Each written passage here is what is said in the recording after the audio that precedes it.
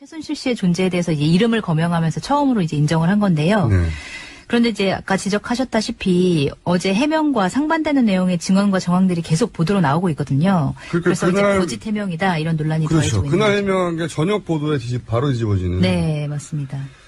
예를 들어서 보좌 체계가 완비된 이유는 그만두었다. 네, 그렇게 얘기를 했는데 이제 한겨레 보도를 보면 이성한 전 미르재단 사무총장이 올해 봄까지도 최순실 씨와 함께 비선 모임을 하면서 청와대 자료를 열람했다 이렇게 밝혔고요. 또 일부 자료들만 최순실 씨가 도와줬다 이렇게 박근혜 대통령이 얘기했는데 사실상 이제 보도를 보면 정부 인사, 국가 정책에까지 관여했다는 보도들이 계속해서 이어졌습니다. 아마 보좌 체계가 완비된 이유는 그만두었다라는 워딩을 사용한 이유가 네. JTBC의 그 컴퓨터 파일을 그날 검찰에서 원본을 확보했다고 해요. 네. 근데 그 파일 상으로 보면 2014년까지만 있단 말이죠. 네, 2014년 초 네. 정도까지. 네. 그래서 이제 1년 후 정도 되니까 초반에만 그렇게 했다라고 워딩을 정한 것 같은데 바로 이어질 보도들을 전혀 예상하지 못하는 굉장히 짧은 단견으로 쓴 네. 사과문인데 그걸 어떻게 이 청와대 시스템 없나요 정말? 최순실 씨가 거의 없는 걸로 지금 드러나고 있는 거 아닌가요? 네.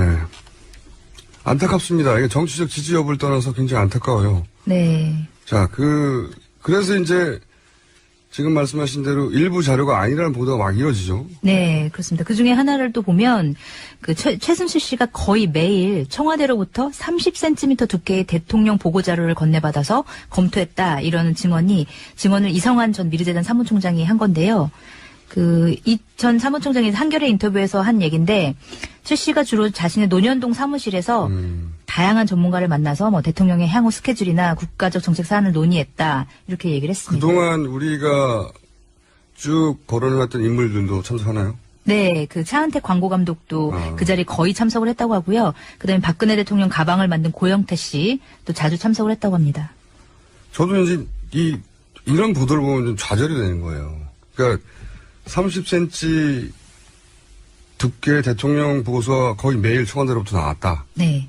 그것도 충격적인 뉴스인데 또 더 충격적인 건 외부에서 내부 전문가들 잔뜩 모아가지고 그렇게 했다. 네. 대통령의 성격상 더블 체크를 하고 싶었다. 뭐 이렇게 이해해 주려고 해도 참석한 분들이 CF 감독, 펜싱 선수 이러면 이거 어떻게 받아들이라는 겁니까 이거를. 네. 그런 분들이 국정 결정 과정에 참석했다는 거 아니에요. 참여해서 이건 정말 충격적인 뉴스예요. 누가 참석했느냐가 더 중요하다고 생각하는데 저는. 네. 그래서 누가 들고 왔다는 겁니다. 그걸.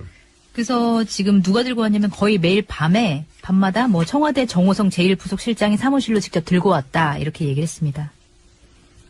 직접 들고 왔다. 네. 그리고 뭐 최순실 씨가 이제 이걸 가져오면 이 자료를 뭐 거기 참석자들한테 읽어보게 하고 이건 이렇게 하고 저건 저렇게 하라고 지시를 이제 내렸다고 하고요. 그 다음에 최 씨 말을 듣고 이제 거기 일하는 분들이 사업계획서를 작성해서 올리면 그게 나중에 토시 하나 바뀌지 않고 그대로 청와대 문건이 돼서 거꾸로 다시 돌아왔다 이런 증언이 나왔습니다. 이건 국정 개입이 아니고 농단이 아니고 국정을 하셨네요. 네. 그래서 뭐 이런 표현이 나오기도 했는데 사실상 최 씨가 대통령한테 이렇게 하라 저렇게 하라고 시키는 구조다 이런 얘기가 나오기도 했습니다. 이건 정치적 지지 여부를 정말 떠나서 네. 그 국민들이 선출한 대통령이 최고 통수권자고 행정 수반인데 누군가로부터 이렇게 하라 저렇게 하라 시키는 구조다를 얘기를 들으면 이거 국민으로 자존심 상하는 거거든요. 네. 자존심이. 그런데 이제 이 이야기를 미르 재단이라고 하는 의혹의 중심이 되는 재단의 총장이 얘기했다는 거 아닙니까? 네, 맞습니다. 본인이 그렇게 봤다라고. 네. 참. 또 이분이 한 얘기가 또 있습니까 혹시? 네, 그래서 그러면 논의 주제가 뭐 구체적으로 뭐냐 이렇게 물어봤더니 한 10% 정도가 미르재단이나 K스포츠재단과 관련된 일이었고 나머지 90%는 뭐 개성공단 폐쇄라든지 이런 정부 정책과 관련된 게 대부분이었다. 이렇게 얘기를 했습니다. 개성공단 폐쇄요. 네. 남북관계 최근 20년 사이 가장 중요한 네, 그렇죠. 결정 중에 하나인데 최근 20년 사이가 아니라 최근 30년 사이 가장 중요한 결정일 것 같은데 이 일을 최순실 씨가 CF 감독하고 가방을 만드신 분하고 같이 모여서 의논했다는 거 아닙니까? 네, 그렇게 볼 수 있겠죠. 이 말이 맞다면요. 정말 이런 뉴스는 접하고 싶지 않아요. 지지하지 않더라도 네. 이렇게 아이 참네. 다음 뉴스는요? 네, 그 외에도 뭐 인사 문제도 논의했고 장관을 만들고 안 만들고가 이 자리에서 결정됐고 뭐 청와대 문고리 3인방도 최 씨의 심부름꾼에 지나지 않았고 뭐 이런 얘기들이 이제 쭉 오갔는데요. 이 내용은 뭐 듣기 싫어하시니까 여기까지 하고요. 아니, 다른 뉴스를 보면 원래 이제 그 정치적 지지 여부에 따라서 이런 예를 들어서 상대편의 네. 곤혹스러운 뉴스는 막 신나기도 하잖아요. 네. 근데 이런 뉴스는 말이죠. 그 국민들의 자존심을 근본적으로 건드리는 것 같아요. 네. 아니 그러면 내가 지지하든 지지하지 않든 대통령인 줄 알고 믿고 있었던 그리고 그 대통령을 보좌하는 시스템 네. 어마어마한 시스템이 있는 줄 알았더니 겨우 밖에 앉아가지고 카페에서 이런 분들이 모여가지고 개성공단 폐쇄를 의논하게 해가지고 그게 결정되면 문서로 그대로 나오고 이건 자존심이 상하는 거죠. 근본적인. 또 근데 이 뉴스가 여기서 끝이 아니라는 거죠 지금. 네, 지금 계속적으로 뉴스가 나오고 있는데요. 뭐 또 다른 뉴스를 보면 최순실 씨가 북한과의 접촉 내용 등 안보 관련 기밀까지 보고를 받은 걸로 나타났는데요. 어제 JTBC 보도였고요. 그 JTBC가 입수한 그 최순실 씨 PC에서 나온 자료인데 최 씨가 지난 2012년 박근혜 대통령이 당선인 시절에 이명박 당시 대통령과 독대하기에 앞서 만든 사전 시나리오를 이제 받아봤다는 거고 그 내용 가운데 하나가 최근 군이 북한 국방위원장과 3차례 비밀 접촉을 했다. 이런 내용이 거기에 적혀 있었다는 거죠. 그래서 뭐 이런 민감한 대북 접촉 정보까지 최순실 씨가 받아보고 있었다. 이런 내용인 겁니다. 저는 개성공단 폐쇄도 의논했다는 거를 이미 들었기 때문에 네. 이게 놀랍지는 않은데 그런 생각도 들더라고요. 이거 내통 아닙니까? 이명박 정부가 그 전에 네. 이정현 대표 이야기에 의하면 공개적으로 안 하면 내통이라고 했는데 네. 3차례 비밀 접촉. 3차례 비밀 접촉을 이명박 정부 시절에 했고 그 이야기를 나눴다. 네. 당선 시절에. 알겠습니다. 또 있습니까? 네, 그 최순실 씨 파일을 보면 또 최순실 씨가 인수위원회 인사에도 개입한 정황이 드러나는데요.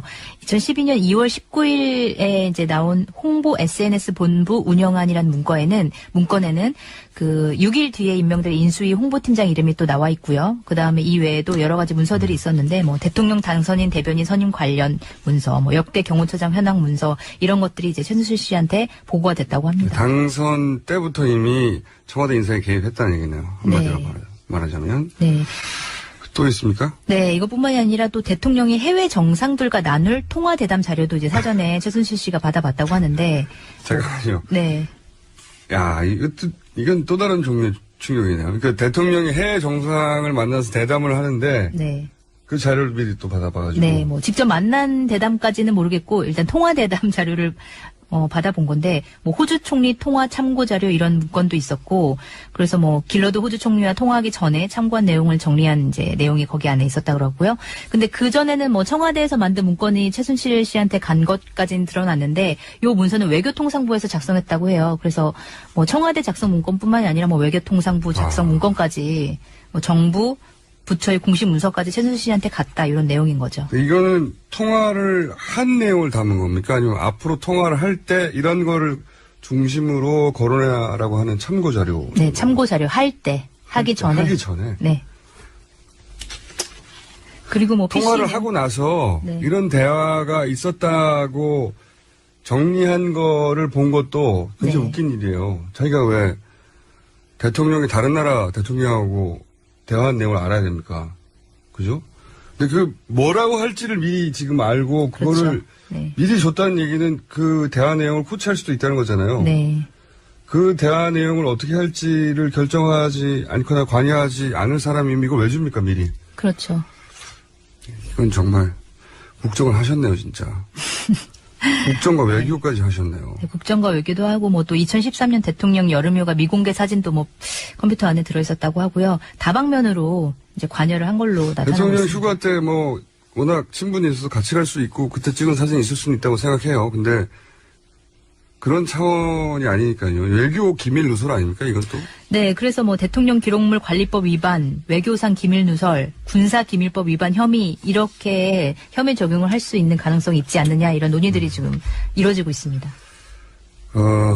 또 있죠. 어제 대통령의 사과 이후 워낙 많은 뉴스들이 또 쏟아져가지고. 네, 어제 TV조선에서는 그 최순실 씨의 영상이 처음으로 공개가 됐는데요. TV조선.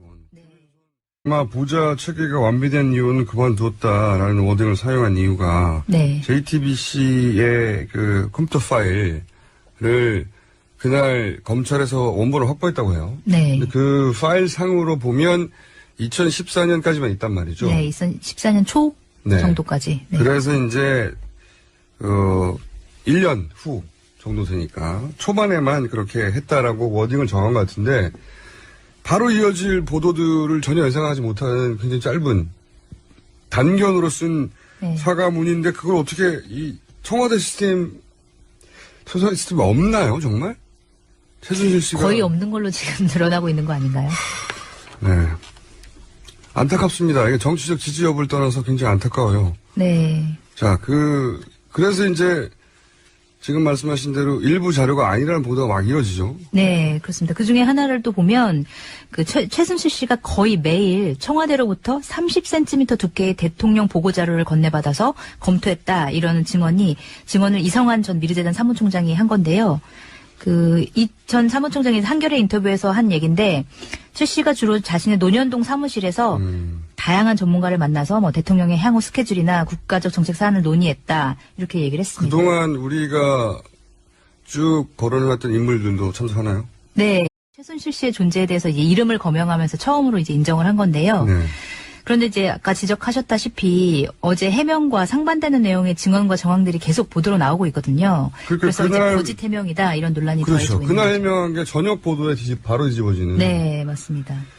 예를 들어서 보좌 체계가 완비된 이유는 그만두었다. 네, 그렇게 얘기를 했는데 네. 이제 한겨레 보도를 보면 이성환 전 미르재단 사무총장이 올해 봄까지도 최순실 씨와 함께 비선 모임을 하면서 청와대 자료를 열람했다 이렇게 밝혔고요. 또 일부 자료들만 최순실 씨가 도와줬다 이렇게 박근혜 대통령이 얘기했는데 사실상 이제 보도를 보면 정부 인사, 국가 정책에까지 관여했다는 보도들이 계속해서 이어졌습니다.